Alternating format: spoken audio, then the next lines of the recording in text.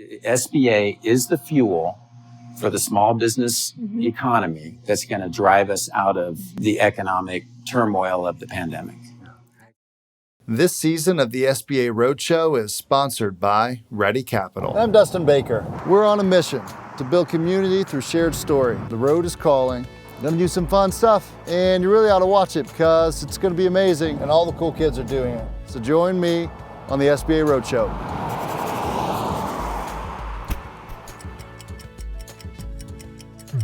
We're in Highlands Ranch, Colorado. We're heading to meet with 3 different business development officers, Bree Austin, Rick McMann, and Brian Burke.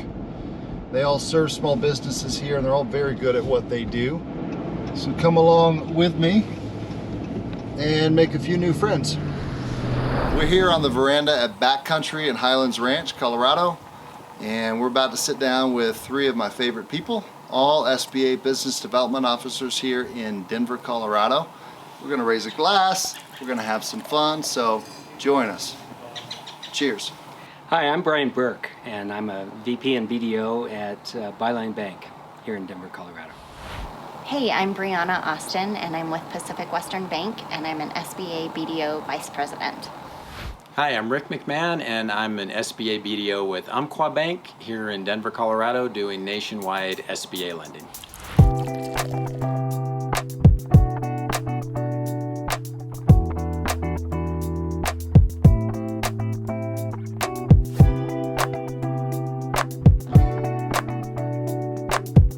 We are here with a few of my really good friends, and I want to toast to just the fact that in the middle of COVID, here we are, enjoying wine and good company and stories, and just going to talk shop for a while about this industry that we've all found ourselves in. So I think this may be the smallest ever convened SBA lending conference in the history of the SBA industry.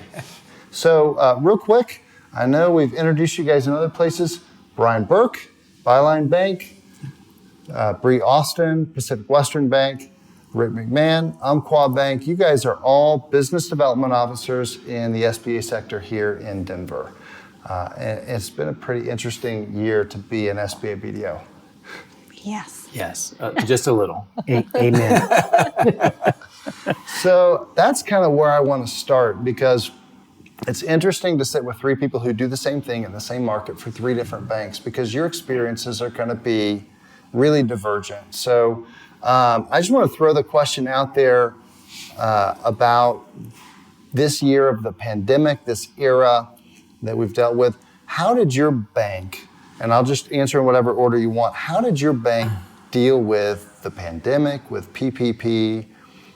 And that's first part of the question. Second part is kind of what impact did that have on your own kind of business as a BDO in the space? Umpqua Bank kind of ran with it. We got on PPP right away. You know, we're not a huge bank. We're a regional sized bank, and yet we ended up doing, I believe the number was over $2 billion of PPP loans. So our SBA group, we're fairly small. I mean, we have roughly 12 BDOs, and yet we were given this task to take on PPP when there wasn't a lot of guidance. It was a challenge. It's going to be definitely something that I think 5-10 years down the road, people in the SBA business are going to look back and they're going to say, man, do you remember the pandemic and PPP loans? Yes. And some people are going to be like, oh God, don't even remind me. The PTSD sets in. Oh, it's going to be, yeah, exactly. Yeah. There's going to be a lot of post-traumatic stress about it. But and some are going to be like, you know what, we helped a lot of small businesses, you know, get out of a very difficult time. The experience that I had was, it was, like you said, all hands on deck. We had all the business banking team fielding calls, fielding emails, and then reaching out to us with specific questions they couldn't answer. And then working literally around the clock in shifts, getting those deals entered into E-Tran and getting those approvals. And every time you get that approval, you're like, one more business saved. Mm-hmm. So that was, it was impactful. How personally involved did each of you have to get in the PPP loan process? Like, were you entering loans into E-Tran, did some other part of the bank take over? Like, how much of a step back from what you normally do did you have to take, if at all, in order to participate in the execution of those loans in that program? We took a big role. I mean, we had 12 BDOs, but we were in charge of the entire bank's email response and phone response, which you can imagine for a 20-some billion dollar bank was huge. So we literally, the first day we knew as BDOs that we were going to take over the email, for instance, of all of the questions coming in, SBA questions, I went on and looked at them, and we had like 1,500 emails in the first few hours for 12 BDOs. And there were questions, how do we do it? And what's the process? And how do we apply? And who qualifies? And what if I'm a sole proprietorship? And a lot of questions that we didn't know yet. And yet we had 1,500, 2,000 emails, and they just kept, so as a BDO individually, I'd be responders, we kind of, get some messages out and we'd reply, and for every email we'd reply to, 10 more would show up. And then 10 more would show up, and it was just a snowball. But the entire bank, at Umpqua Bank at least, the entire bank took it on to where we got it under control very quickly. And I'll never forget this. I want to say this because it's important. The CEO of Umpqua Bank got the entire bank on a phone call. And I'll never forget this because it was, at the time, there's a lot of fear. There's a lot of unknown. And he just basically told every employee of the bank, he said, look, there's a lot of fear. There's a lot of unknown. We don't know where this is going. But I'm going to guarantee you one thing. The sun's going to come up tomorrow. Yeah. Yeah. And we're going to get through it. And that was really great motivation just to hear that, hey, the sun's going to come up tomorrow. Life's going to move on. We're going to this bank's going to survive. SBA is going to survive. Small business is going to survive. It's going to be hard, but we're going to do it. That is so true, Rick. And it sounds like my bank, Byline, is a lot like yours. We're a little smaller, but same thing. Yeah, the CEO, all the top folks down, we got on a call, and they just said, unfortunately, SBA is a big part of what we do at Byline. So we're going to, focus on this virtually 100%. That everybody, all hands on deck. So all of us BDOs, we didn't have to handle the emails. I'm not sure who did that. That would be an interesting thing to follow up on, and I'm really glad about that. I feel your pain on that one. I can feel you cringing over here as Rick described wow, I that. thought I had it tough, but man, I was cringing when he said that. That does, that's intense. That's tough. But what I do remember is that we got assigned, and we kept getting assignments of clients. And these aren't just names and numbers. These are people. These are families. These are businesses. And of course, this is across every industry. Everybody's having to deal with this. But all of a sudden, SBA, kind of the redheaded stepchild of the banking industry, gets thrown into the spotlight. And I think the industry really stepped up and showed in that moment. It did put a spotlight on SBA that it maybe had never been there before. Brian and I were talking earlier about how, dinosaurs like me that have been in the business for 25 years, when you think about 25 years ago, it was about educating small businesses about what SBA was. Dustin, you said something about that really resonated with me, that SBA in the old days was kind of the red-headed stepchild. I have a redhead, and that's probably a bad thing to say, right? But it's true. We were just, people couldn't even spell SBA, much less, and there was like, oh, that's too hard. And now it's like your kind of slogan for this SBA Roadshow. It's the cool kids on the bus, and it's really true. It's the way things are at the bank. Oh, you're SBA. God, thank you for what you've done. And I must admit, as tough as the pandemic has been, there are some kind of cool things that have come out of it in that regard. Yeah. And I think not only within banking, within the banks that we work for, I think it's when you're out talking to people, as people are resuming and communicating with each other, and even just thinking about the neighbors that I communicate with that, I haven't talked to in a long time. Remind me what you do again? Oh, I'm in SBA lending. And they say, oh, how are you doing? How are things going? Like, you know, They give you a massage gift certificate. Exactly. Well, and not only that, Bottle but of then you wine. find out how many people own small businesses, and they're like, actually, can we talk? And it's like the more people are actually more familiar and aware of what SBA is. And so, although the pandemic was a terrible situation, but it's also for SBA lending, we're now, like you said, in the spotlight, and people know what we do. That's interesting. I think we have to be real that it comes down to certain industries actually did very well. Yes. You know, this was not a financial crisis, it was a health crisis. So the banks are healthy. The banks have the capital. The banks are willing to lend to the businesses that are healthy. And there were a number of industries that remained healthy and even maybe prospered more during the pandemic. But there are those industries that, you know, say restaurants, for instance, that just got hammered. Yeah. That they're probably going to find it very difficult, challenging to find financing unless they can show they started doing takeout and drive-through orders, and they're showing that they're rebounding. You know, they're going to have a little tougher challenge, and maybe, you know, hotels, hospitality, a little tougher. But there's a number of industries that have done pretty well. You know, the way we look at it, though, because we are just like other banks, you know, well capitalized, we're a healthy bank, it was not a financial crisis. I mean, we're going to lend to those borrowers that have not just prospered through it, but that they've, you know, they may have gotten hammered back in March, April, May, June of 2020, but they've been able to show they're rebounding. And if they're rebounding, we're going to lend them the money. Yeah. Not every lender is going to do that, okay? But the good lenders that are properly capitalized and have the right kind of vision for where the economy's going, they're going to be able to do that. A common theme that I've seen, the people that are best prepared, that have done reasonably well, maybe not killing it because they're in a tough industry, but they're not dying, is that they are really paying attention to basics. Most of the ones that I've seen really use the PPP money to keep their people employed. They didn't game the system. Some did, of course. But yeah, so I think good operators, there's an old expression, never waste a crisis.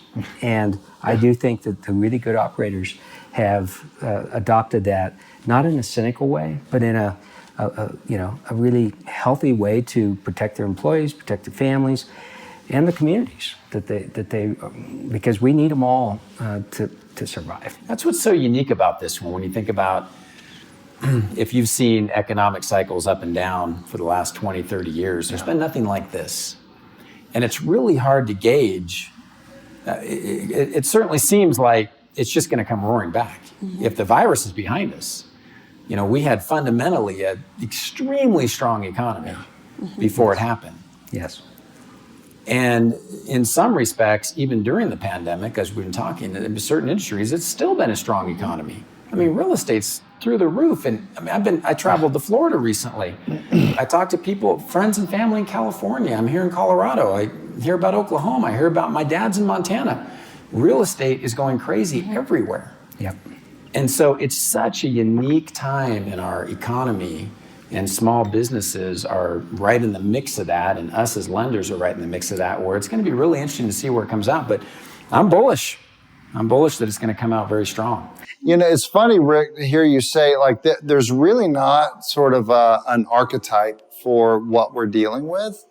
Because even if this happened in history, we didn't sort of track economic cycles the way that we track them now. There is no sort of standard for for what comes next. Right. And so it's really an interesting time to be trying to navigate. I mean, I own a small business. I work in the SBA sector. You try and gauge where the opportunities are. And to some extent, like, you have to trust your gut and just pursue those things that you believe in. Right. And kind of really get committed to that thing. Yeah. And if you're committed to it, you're going to follow it through, and you've got to make it be successful. But yeah, there is no crystal ball for this. Warren Buffett doesn't know what comes next. And, you know, it's going to be small business that drives this economy back, and SBA is the fuel. that's going to be put into the small business world to drive it back. And that's what's different about this one and this cycle, is that we've been talking spotlight on SBA. Yeah. To me, SBA is the fuel for the small business economy that's going to drive us out of the economic turmoil of the pandemic. That's a great way to put it. Do we have you sold on being a BDO yet? Yeah. Are you going to come into the world? Kind of a quasi BDO. I know a guy you can talk to. Oh yeah, tell me about it. Oh, well, now you're taking his role as a recruiter. Yeah, okay. Yeah, we need to switch jobs. It's like, we could do like a reality We could do show. like a Job life swap, switch, like job wife swap. Yeah. Okay, I you like can that. be a recruiter. Okay. I'll be a BDO. You'll BDO. Your clients will be irate in about 2 days. Yeah. I watched you today talk with Kelly, your client that you're working on this deal with. And it strikes me that the camaraderie that's built between a BDO and their small business customer is a really kind of a unique bond. And it's because you get them and they get you. You kind of have the same approach to what you do for work and how you live your life. And so like those turn into friendships. I mean, correct me if I'm wrong. I bet you guys probably each have several dozen former customers on your contacts list that you'll hear from occasionally. And it's not because they've got another deal to do. It's because you built a bond during the process of helping them get to where they needed to go. It's like I don't mean to make it sound negative, but it's like you go into the trenches together. Yeah. You're like, I'm going to help you every step of the way. We're running into this issue and we have to deal with this. I'm in it 100%. You tell me how I can help get through this hurdle to keep going through the loan process, and we're there, right? Yeah. So you build that relationship with them very easily. You have a way of making the SBA loan process sound so fun. I'm sorry. I don't mean to sound.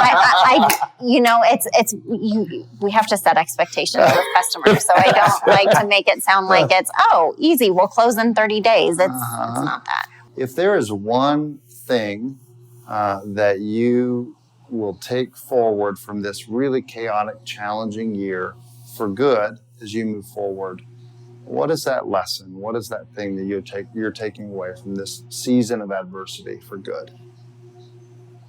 Sorry, my cell phone's buzzing. See, it's probably a customer. Yeah, that's right. See, even in this, I'm going to respond. You better answer it. I think a lot of things that I've learned from my customers just over the year is don't live in fear. Like, yes, we're going through a pandemic, but at the same time, the sun still rises the next day and businesses still have to go on. So it's perseverance. But small business owners don't give up. Right. And just knowing that we're here to support them through whatever they need, whether it's PPP, figuring out what the next step is in their business, just knowing that the SBA is here long term and we're here to help. Yeah, I think when you take the pandemic and you add on all the social unrest we had in the last year or two. Yes. Yeah.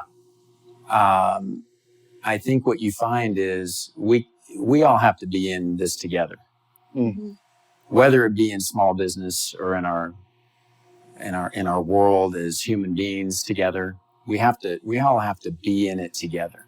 Yeah. So when you think about how PPP helped, the government stepped in. Okay, that's great. Government should step in. But beyond the government and how we've all stepped in and as human beings saying, even whether it's a BDO saying, hey, yeah, I'm not going to make the money I made as a BDO because doing PPP, it's not really profitable to me personally, but it doesn't matter. I want to help my fellow American, in their small business. I'm doing my one little tiny part to help my world. So whether it be economically in small business or even, social justice and everything else and how we all help each other, if we are together, we're super powerful. And if we're not, we're nothing. And this whole economy and the small business world would have been completely devastated had we all just been selfish and said, well, we're just going to protect ourselves and not help each other. So as I look back on this 2020 pandemic year, that's kind of what I see, that as we all come together that way, it just makes us better individually and as a community, as Americans, small business, as bankers. That to me is what, I learned the most this last year. Yeah. Now, I'm really hopeful that the community that comes out of this time is just a lot stronger than the one that went into it. Agreed. So, thank you guys for hanging out and doing this. Thank This you. has been just every bit as fun as I expected it to Yeah, be. definitely. Thank you Yeah, for thanks for hosting coming it. to Colorado. Thanks, Dustin. Cheers to all of our empty glasses. Cheers to the empty glasses. That's a good one. That's a really good one. Check the gate. It's a wrap. Let's go. That is solid. Perfection is the enemy of That was good solid. enough. 2, 1, Hi, I'm Rick McMann, and I'm the CEO of Twitter. goes 3, 2, 1. Hi, I'm Rick McMann, and I'm a power forward for the Los Angeles Lakers, number 18. You might see me next to LeBron James. Thank you. You ready? I'm getting more and more loose. Could be bad. Come back a little bit forward. Forward. Come on, Rick. This way. Come forward. This way. Come towards us. Forward. There you go. There you go. All right, ready? Yep. We're going to do some... Could you guys be quiet, please? Quiet on set. Quiet on set. It's not believable?